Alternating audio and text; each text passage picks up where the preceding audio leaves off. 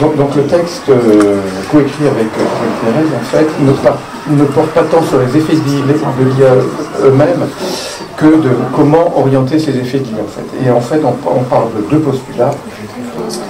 Le premier, en fait, c'est que on parle beaucoup de l'IA aujourd'hui, mais les effets de l'IA, en fait, et le processus d'IA a beaucoup de points communs quand même avec toutes les transformations, je dirais, technologiques passées. Que pour l'aborder en termes de problématiques, on peut l'aborder aussi avec le même type de questionnement, même s'il y avait effectivement des spécificités de l'IA, mais ce que on va dire peut concerner aussi plus largement des transformations technologiques et même organisationnelles et technologiques de façon plus large. Et deuxième point, en ce qui concerne l'IA elle-même, en fait, c'est que ce que l'on voit, comme d'ailleurs pour beaucoup de transformations technologiques, c'est que ce sujet au niveau de ces effets, pour le moment, il est approprié surtout par les économistes, en fait, qui utilisent ces effets, qui le font à un niveau relativement macro et quantitatif, et dans une approche qu'on pourrait qualifier de technodéterministe. Et cette approche technodéterministe, ça revient finalement à faire un diagnostic du potentiel technologique de l'IA d'un côté, et de mettre ça en regard avec des nomenclatures d'emploi et des descriptifs assez fins des tâches qui sont rattachées à certains emplois. Donc on a des nomenclatures, notamment la nomenclature honnête américaine qui est très utilisée pour ce genre de travaux, avec un descriptif des tâches pour 700-800 métiers.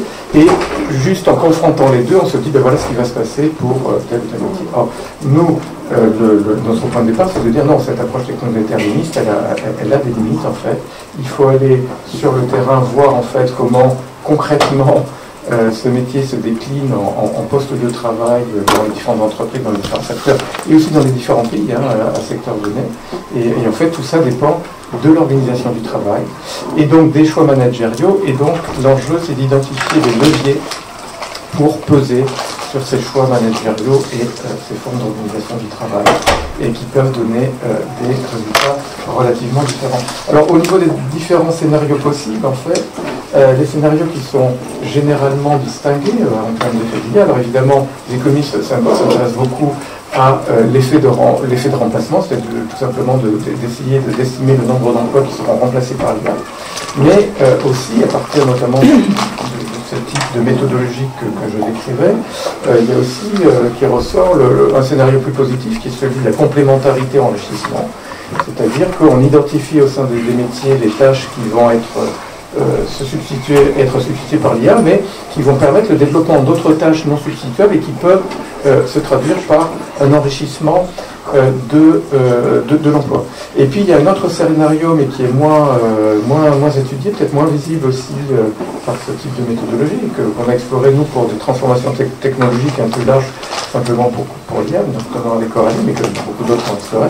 C'est au contraire une complémentarité des qualifications que l'on peut constater, notamment avec le management algorithmique, etc., et avec des résurgences très fortes de taylorisme, de formes très avancées de taylorisme, qu'on peut appeler le taylorisme digital, en fait.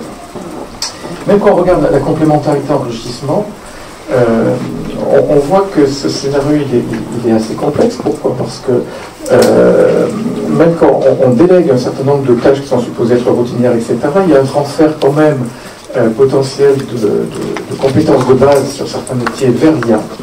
Et donc, on tombe un peu sur l'égal appelé la dialectique du maître et de l'esclave, c'est-à-dire qu'à force de tout faire par l'esclave, le maître perd ses compétences et devient un peu l'esclave de l'esclave, en fait. Bon. Et il y a un peu ce danger-là. Et autre danger aussi qui est pris en compte d'ailleurs par les développeurs de système IA, c'est que un poste trop enrichi, c'est trop fatigant aussi. Donc il y a des choses qui ne sont sciemment pas automatisées pour laisser des espaces de repos avec quelques tâches routinières que l'on laisse, pour permettre aussi à l'esprit de se reposer, etc. Bon, voilà, donc c'est complexe aussi ce deuxième scénario. Alors nous, on ne va pas tant parler de ces scénarios que de se dire, ben voilà, comment faire en sorte, effectivement, qu'au niveau du travail, on puisse avoir des scénarios plus positifs, qui ne vont pas trop dans le sens du remplacement, de la complémentarité des qualifications, qui contrôlent un peu ce qui se passe dans un sens plutôt de complémentarité, enrichissement. Alors évidemment, nous, un des leviers que l'on identifie, mais aussi à partir de travaux antérieurs, c'est toujours, on repart de la consultation des travailleurs. Donc ça va être très complémentaire sur certains points avec ce qu'Aurélie a présenté ce matin. Alors, la consultation, il y a une procédure de consultation plutôt directe, mais dont on a vu toutes les difficultés ce matin, etc. Mais ce qu'on voit aussi dans le cadre de l'IA, c'est que parfois les travailleurs sont consultés d'abord pour entraîner l'IA et nourrir l'IA et organiser ce transfert de compétences. Donc évidemment, le type de choses là qu'on demande aux travailleurs, c'est pas du tout la consultation au sens où on l'entend aussi. Et c'est vraiment une consultation pour parler de son travail réel et pour faire en sorte que les systèmes IA soient conçus pour répondre de la demande d'en bas, de répondre vraiment aux besoins des travailleurs pour améliorer leur travail. Et pour ça, il faut partir d'en bas et non pas d'en haut avec des systèmes tout faits qui arrivent et qui s'imposent. Mais ça, encore une fois, c'est ce qu'on a vu dans beaucoup de transformations technologiques, notamment en France, ou de transformations organisationnelles, le Lean imposé d'en bas au lieu d'essayer d'améliorer les capacités des travailleurs. Une enquête de l'OCDE a publié une enquête comparative sur 7 pays dont je faisais parler la France, qui montre que quand les travailleurs sont consultés, les effets sur la productivité et les conditions de travail sont meilleurs, mais surtout cette enquête elle montre que sur les 7 pays qui étaient comparés, la France arrivait dernière, aussi bien en termes de consultation qu'en termes de formation d'ailleurs sur ces sujets de l'IA. Mais bon, donc consultation directe, ok, ça peut être nécessaire avec tout ce qu'on a dit ce matin, c'est compliqué, etc. Mais c'est nécessaire. Mais, et le message qu'on veut faire passer aussi, c'est que le dialogue social, d'abord au sens où on entend ici, c'est vraiment de recherche effective, de compromis négociés, est nécessaire aussi. La consultation directe ne peut pas suffire. Pourquoi ? Parce que c'est la seule façon, nous semble-t-il, d'avoir une vision transversale au niveau des lieux de travail, des problèmes que peuvent poser l'IA, et pas seulement de le faire de façon fragmentée, comme on peut être incité à le faire en disant ben voilà, c'est tel métier juste qui va être impacté, donc on consulte juste les gens du métier, etc. Mais d'avoir une vision transversale. Et puis, le dialogue social, c'est la seule façon aussi de peser effectivement, parce qu'il peut y avoir beaucoup de consultations, puis après, comme on l'a vu aussi, sans que ça soit suivi d'aucun effet. Et pour peser effectivement sur les choix organisationnels, il faut passer par le dialogue social.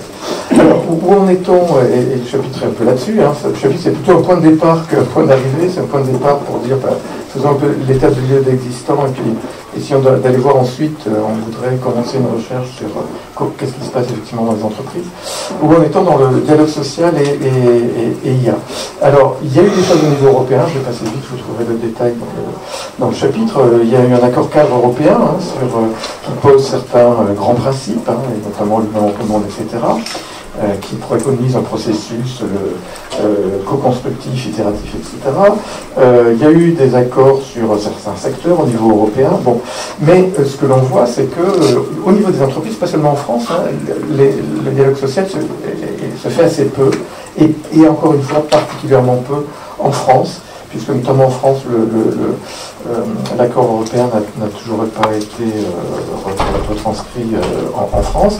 Une étude du CET de Nathalie Greiman et de ses co-auteurs a montré que finalement, donc non seulement les accords sont peu nombreux, ils portent surtout sur les problèmes d'emploi. Ils apportent peu les problèmes de travail, et quand c'est du travail, c'est surtout sur la question du télétravail, la question de la santé, plus précisément au travail. Mais bon. Alors, cette prise de conscience, il y a quand même une forte prise de conscience au moment où on rédigeait ce chapitre, au tout début de l'année, Dialia a diffusé donc Dialia, pour ceux qui ne connaissent pas, c'est une initiative coordonnée notamment par l'IRES, et à laquelle se sont associés les grands syndicats représentatifs, et qui à la fois pose quelques grands principes et à la fois fournit une boîte à outils pour la négociation pour les entreprises. Et ça, c'est une initiative effectivement très intéressante. Pourquoi? Parce que c'est intersyndicale, etc. Voilà. Et les expériences étrangères nous montrent que il est possible quand même de s'emparer de cette question. C'est pas facile, mais il est possible de le faire. Donc on donne des exemples. Il y a des études qui ont été faites, notamment en Allemagne. C'est toujours l'Allemagne, mais l'Allemagne pour toutes les transformations digitales, avant même l'IA, la DGB a été quand même pionnière, a fait des expérimentations, a lancé son grand programme Arbeit de 2020, qui a débouché sur la classe de la transformation, etc. Et voilà. Et donc, nous, la question, et puis dans d'autres pays, voilà, il y a des études comparatives qui ont pris par exemple les mêmes secteurs et qui ont dit, regardons dans l'automobile, par exemple, il y a une étude qui a été par Pugliano et ses auteurs qui a été dit, regardons comment les transformations digitales se sont négociées en Allemagne, en Belgique, et on voit que ça a été très différent dans les deux pays. En Allemagne, avec une attitude beaucoup plus proactive et participative des syndicats, et une attitude beaucoup plus défensive en Belgique, toujours, et sur toujours des thématiques un peu habituelles, quels effets ça va avoir sur l'emploi, quels effets ça peut avoir sur les salaires, mais toujours ce type de négociation-là, mais pas prendre à bras le corps les enjeux en termes vraiment d'organisation du travail et d'effets potentiels sur les conditions de travail. Alors, nous, qu'est-ce que l'on préconise? Alors, comme je vous disais, c'est très exploratoire. C'est juste pour ouvrir la discussion, etc. On ne prétend pas appuyer ces préconisations sur des travaux peut-être aussi avancés que d'autres préconisations ont pu le faire dans le cadre de ce projet global.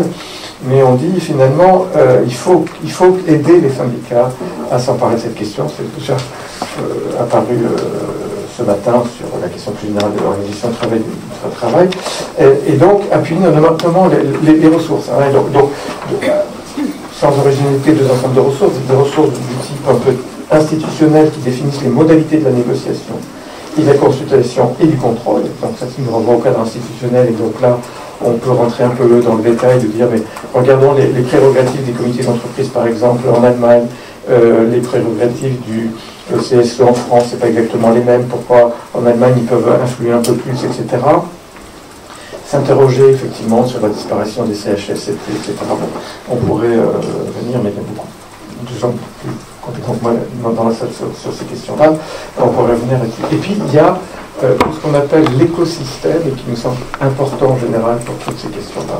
Parce qu'on a du retard en France sur la capacité d'expertise aussi de tous les acteurs, pas seulement d'ailleurs, c'est important je pense, des acteurs syndicaux, mais aussi des acteurs patronaux, et ça je rendirai un mot, mais l'écosystème d'expertise et d'appui à la négociation. Et Dialia va tout à fait dans ce sens-là, donc au moment où on était en train d'écrire là, Dialia par essai, et ça on voit que c'est vraiment ce qui fait la différence entre la France peut-être et aussi des pays comme les pays du Nord, l'Allemagne, bon là c'est pas très original non plus, mais voilà.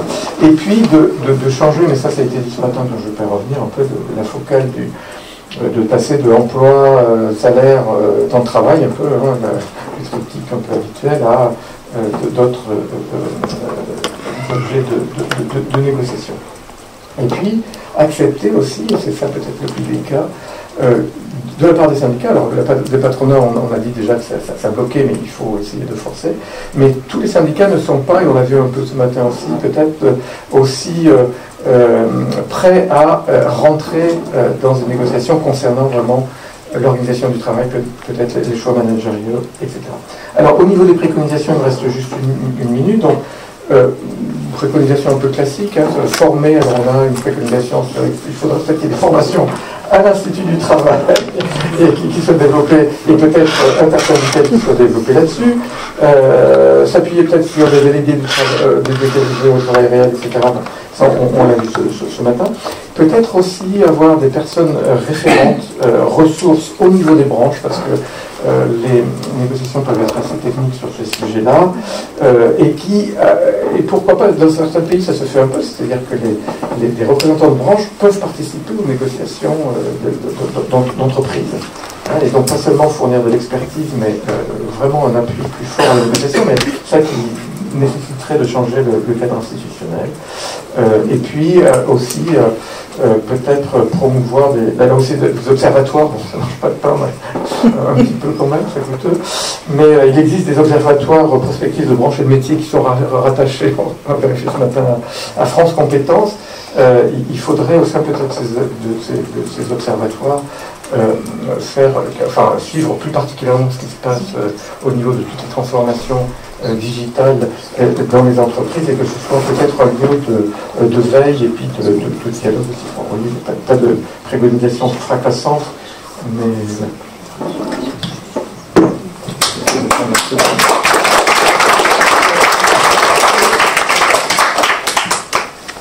Alors maintenant, ça va être à donc Nicolas Blanc de la CGC qui va un petit peu, je pense, nous parler justement de ces expériences que mettent en place les organisations syndicales et plus particulièrement la sienne pour essayer de développer des stratégies proactives sur la question de la numérisation. Bonjour à toutes et à tous. Déjà, merci pour l'invitation. Je tenais à vous remercier. Alors déjà, merci aussi pour les travaux parce qu'on se sent moins seul, en fait, la difficulté qu'on a aujourd'hui. C'est que c'est vrai, le dialogue social, je vais appeler ça le dialogue social technologique, on a quand même beaucoup de difficultés à le mettre en place en France. Moi, l'avis va être plus tranché. Il n'y a pas de dialogue social technologique en France aujourd'hui. Sur les questions d'IA, on en voit très peu. C'est balbutiant. Après, il y a des entreprises, on pourrait y venir dans les questions-réponses sur un peu des bonnes pratiques et ce qu'on a identifié comme en tout cas des entreprises qui jouent le jeu du dialogue social. Il faut jouer le jeu du dialogue social, mais tout le monde ne veut pas le faire. Donc ça, on y viendra après. Je vais vous faire un petit panorama, un petit peu de ce qu'on a fait en termes de travaux, etc. Puis je vais commencer par me présenter. Donc moi, je suis Nicolas Blanc. Je suis secrétaire national à la transition économique. Donc, je m'occupe aussi de la transition écologique, mais plus sur le pendant, on va dire, emploi, investissement, etc. Décarbonation aussi, c'est un sujet qui nous intéresse beaucoup, mais ce sera l'occasion d'une autre table ronde. Donc voilà, je m'occupe aussi de la partie intelligence artificielle. Alors pourquoi? J'ai d'abord été délégué national au numérique et je fais rapide, je suis expert au partenariat mondial de l'IA et j'ai aussi travaillé à la Commission européenne pour des questions numériques et je suis salarié NJ en tant qu'expert technique. Donc voilà, je connais bien la dimension technique. J'ai aussi été délégué syndical pendant une dizaine d'années, donc voilà, j'ai un peu les deux côtés les deux tendances qui m'a permis justement de à la fois avoir une expertise technique mais aussi de réfléchir sur l'impact social, etc. et comment on pensait cette question-là. Donc sur l'aspect, après, nous, Confédération française de l'encadrement, la façon dont on a commencé vraiment à travailler très tôt sur la question de l'IA. Alors je ne sais pas si vous vous souvenez, il y avait une étude qui avait fait peur un peu à tout le monde, ça date maintenant, c'était en 2013, c'était la fameuse étude de Frey Osborne, qui annonçait qu'à peu près 50, pour être exact, c'est 48% des emplois manufacturés aux États-Unis allaient disparaître. Donc c'était ça a fait peur. Après, eux-mêmes ont avoué en 2018-2019 que ils avaient fait beaucoup d'extrapolations, etc. Mais quand même. Donc voilà, c'était aussi, je pense que ça a sensibilisé l'ensemble des acteurs sur le risque de ce type de technologie. Et du coup, nous on a commencé à travailler dessus plutôt vers 2017-2018 autour de tables rondes, d'abord pour un peu essayer de démystifier la question de l'IA, parce que c'est vrai que le sujet de l'IA, ce qui est compliqué, je vais peut-être le redéfinir déjà, parce qu'on parle beaucoup d'IA, mais je pense que c'est important de dire ce que c'est, parce qu'il y a deux choses en fait. L'IA, c'est vraiment un domaine scientifique. Donc c'est un domaine scientifique. Donc je le note à chaque fois, je le dis à chaque fois, parce que en fait, on a passé à peu près 5 ans à définir ce qu'était l'IA pour en faire un domaine, en tout cas pour qu'il y ait une réflexion, que ça atterrisse au niveau socio-technique, on va dire ça comme ça. Et j'aime bien la définition du Parlement européen. Donc la définition vraiment de l'IA, ça désigne la possibilité pour une machine de reproduire des comportements liés à l'humain, que ce soit le raisonnement, la planification, la créativité. Donc ça, si vous voulez, c'est vraiment une vision d'un domaine scientifique. C'est pour ça qu'on a des évolutions qui arrivent. ChatGPT en est un exemple. Donc le ChatGPT, on pourra en parler. C'est basé sur une technologie qui s'appelle le GPT. Le T de GPT, c'est le Transformer. Donc c'est une technologie de deep learning. Donc là, on rentre dans la technique. On le dit tous, mais en fait, on ne sait pas vraiment ce qu'il y a derrière. Donc il faut distinguer l'IA, le domaine scientifique, des systèmes d'IA. Et ce qui est, donc on a quand même réussi que ça soit, enfin quand je dis on, parce que tout le monde a essayé de travailler dessus. Vous pourrez voir dans le règlement IA, ils ont repris, alors parce qu'il y a eu beaucoup de discussions au niveau de l'OCDE, au niveau du Parlement européen, et ils ont trouvé un bon compromis, c'est-à-dire que la définition que vous trouverez dans la IA Act, par exemple, c'est que vous avez la partie domaine scientifique, mais aussi le système d'IA,